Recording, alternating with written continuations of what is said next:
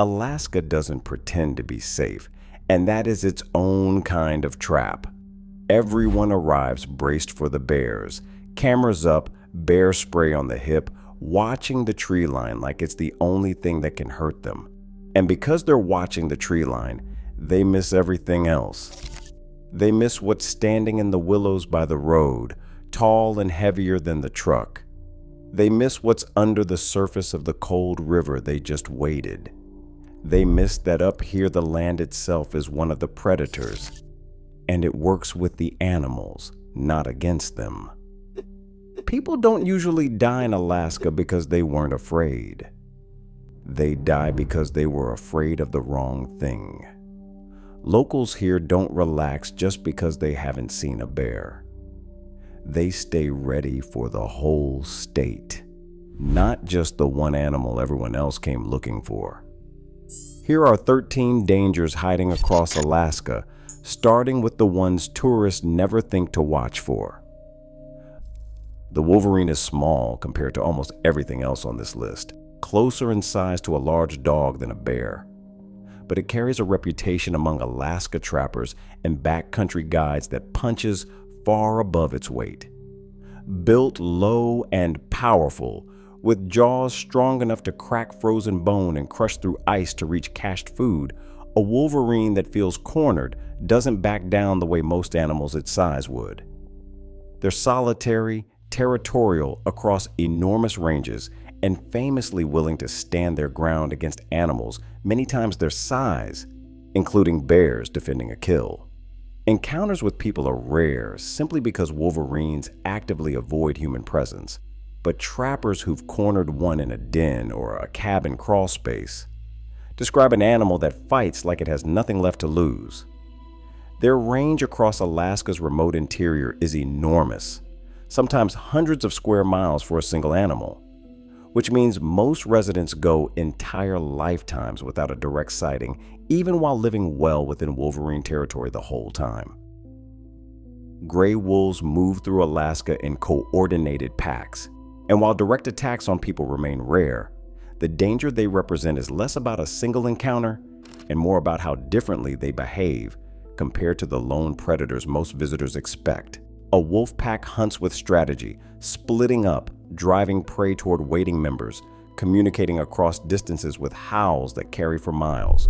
Rural Alaskans who keep dogs or livestock near wolf territory build their entire routine around that behavior, because a wolf pack testing a fence line at night isn't behaving like an isolated threat. It's behaving like a unit with a plan. Backcountry hikers who hear a chorus of howls closing in from multiple directions are hearing exactly that coordination at work. Ask any local what actually ruins an Alaska summer, and most won't say bear. They'll say mosquito. Alaska's brief, intense warm season combines with millions of acres of standing meltwater and tundra bog to produce mosquito swarms so dense they've been only half-jokingly called the state's unofficial bird. In the worst stretches of interior and Arctic Alaska, exposed skin can draw hundreds of bites in minutes, and the sheer volume isn't just miserable, it's a genuine health and safety issue for hikers and wildlife who can lose meaningful blood volume to sustained swarming. Longtime residents plan entire outdoor schedules around wind and swarm timing the way other places plan around rain, because a still, warm evening in the wrong part of the state means being swarmed the moment you step outside. Head nets and permethrin-treated clothing aren't a novelty item for tourists here. They're standard summer gear sold in the same aisle as bear spray, because Alaskans have long since stopped treating the mosquito as a joke, even while they keep making it one. Here's the animal most visitors never think to fear, and the one Alaska wildlife officials will tell you causes more injuries every year than any bear species combined. The moose is enormous, standing taller at the shoulder than most people, weighing far more than a car, and utterly unbothered by how docile it looks grazing beside a road. Unlike a bear, a moose won't necessarily avoid people, and during certain seasons, rutting bulls defending territory or cows defending calves, they become genuinely aggressive, charging with no warning and striking with front hooves capable of serious, sometimes fatal injury. Alaska town streets regularly post moose warnings, the way other places post deer crossings, except a moose that decides to charge a person on a sidewalk is a fundamentally different kind of danger than a deer ever could be. Locals give moose the same wide berth they'd give a bear, if not wider, because moose are unpredictable in a way bears generally aren't. Bears, by and large, want distance from people and give clear warning signs before anything escalates. A moose doesn't necessarily read that way. And a cow that's decided your dog looks like a threat to her calf will close distance fast without the bluff charges and warning postures wildlife guides train visitors to watch for in bear country. Then there's the cold itself, working through the water long before it ever reaches the air. Alaska's rivers run straight off glaciers, and their temperature barely changes even in the height of summer, cold enough that falling in, whether chasing a fishing line, crossing during a hike, or being startled by wildlife on a riverbank, can trigger cold shock and incapacitation within minutes. People who'd never called themselves reckless make the same mistake every season, wading a crossing that looks shallow and calm on the surface without accounting for how fast that current pulls or how quickly grip strength disappears once submersion starts. Search and rescue teams across the state treat glacial water immersion as one of the most consistently underestimated dangers tied to wildlife encounters, because so many of these incidents start with someone reacting suddenly to an animal and ending up in water that gives almost no room for error. The water doesn't look dangerous from the bank, which is exactly the problem. It looks like any other clear, fast-moving river, right up until someone's already in it and realizing just how quickly the cold takes hold. Those 5 are the ones people miss entirely while they're watching the tree line for something bigger. Now come the animals everyone actually came here worried about, and the ones worth understanding properly instead of lumping together as one generic threat. Alaska's interior grizzly bear is the classic image most people picture, a powerful, deep-shouldered predator ranging across forest, tundra, and mountain slope, capable of remarkable speed over short distances despite its bulk. Interior grizzlies tend to be somewhat smaller than their coastal cousins because inland food sources are less abundant, but they remain formidable, territorial, and quick to respond to a surprised encounter at close range. Most attacks happen when a bear is startled at close quarters, defending cubs, or defending a carcass, which is exactly why Alaska guides teach hikers to make consistent noise on the trail, because a grizzly that hears you coming from a distance will almost always choose to leave rather than confront. Along Alaska's coast and on islands like Kodiak, that same species grows into something else entirely. Coastal brown bears feast on an abundance of salmon that interior bears simply do not have access to. And the difference in size is dramatic. Some of the largest bears on the planet, capable of weighing well over half a ton at peak condition before winter denning. These coastal giants are generally more tolerant of people than their interior counterparts, largely because they are used to sharing riverbanks during the salmon run. But their sheer size means any defensive response carries far more force behind it. Guides who work these coastal viewing areas describe an animal that is often calm right up until it is not. And the margin between the two states is thinner than most visitors assume. Black bears are smaller than either brown bear population and, statistically, less likely to be involved in a serious attack. But that reputation as the tamer bear has made them dangerous in a different way. Because they're common near cabins, campgrounds, and small Alaska towns, black bears have become the species most associated with food conditioning, learning to associate coolers, garbage, and campsites with an easy meal. A food-conditioned black bear that's lost its natural wariness of people is a far more unpredictable animal than a wild one that's never encountered a cooler, which is why Alaska park rangers spend as much energy managing human food storage as they do managing the bears themselves. Along Alaska's remote northern and western coast lives the largest land predator on Earth, an animal built entirely around a landscape most people will never set foot on.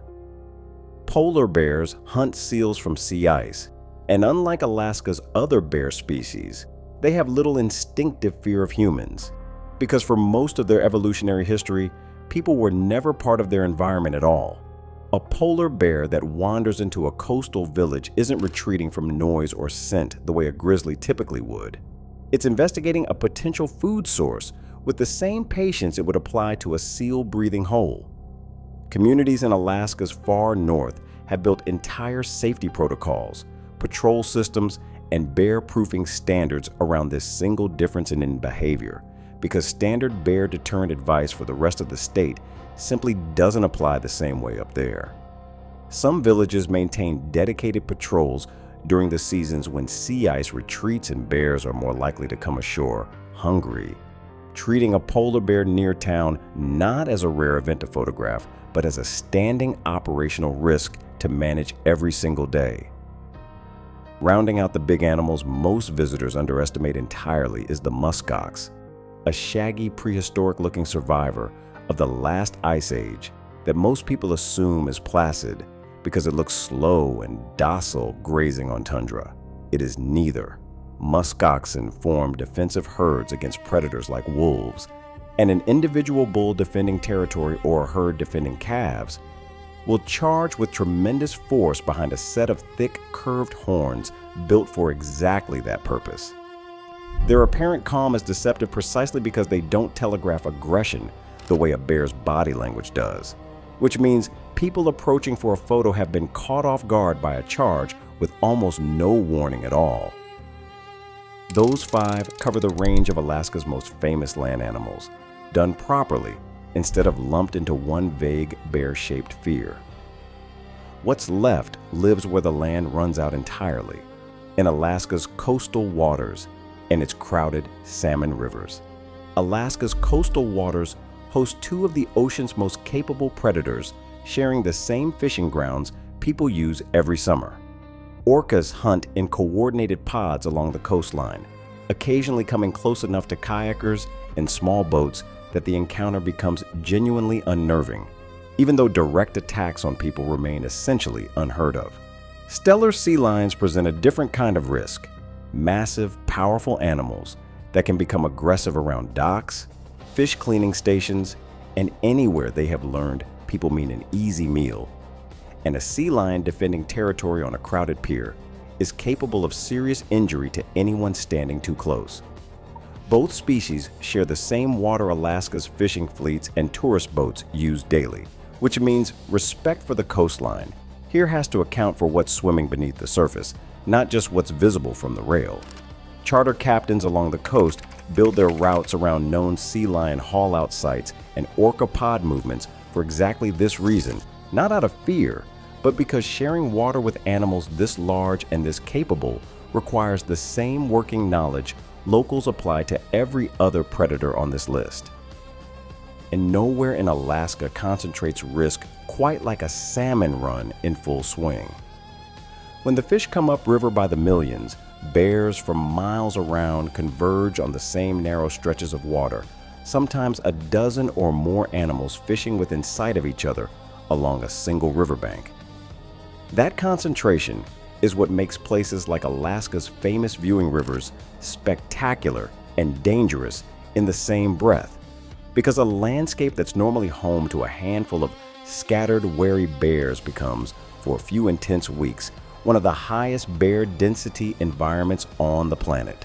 Tourists drawn in by the incredible photo opportunity sometimes forget that every bear in frame is focused entirely on fish, right up until a person gets between one of them and the water. Guides who manage these viewing areas spend as much time reading bear body language and river traffic patterns as they do pointing out wildlife. Because the difference between a peaceful afternoon of bears fishing 20 feet apart and a serious incident often comes down to nothing more than a person misjudging exactly how close is too close. That's 12 dangers, teeth, claws, cold, horns, and coordinated packs, each one capable of ending a trip badly in its own particular way. And if you had to guess what actually causes the most animal-related harm to people across Alaska every single year, Your mind almost certainly went straight to the bear, brown, black, or polar, standing in the tree line with everyone's attention locked on it. You'd be wrong, or at least only half right. The true number one in Alaska isn't a single animal at all. It's the land working through all of them at once. The cold that turns a routine river crossing into an emergency. The terrain that hides a bull moose in willows until it's 20 feet away. The distance and weather that turn a minor injury into a survival situation before help can arrive. Alaska's animals are dangerous, genuinely dangerous. But almost every serious incident in this state involves the landscape amplifying the encounter, not just the animal causing it.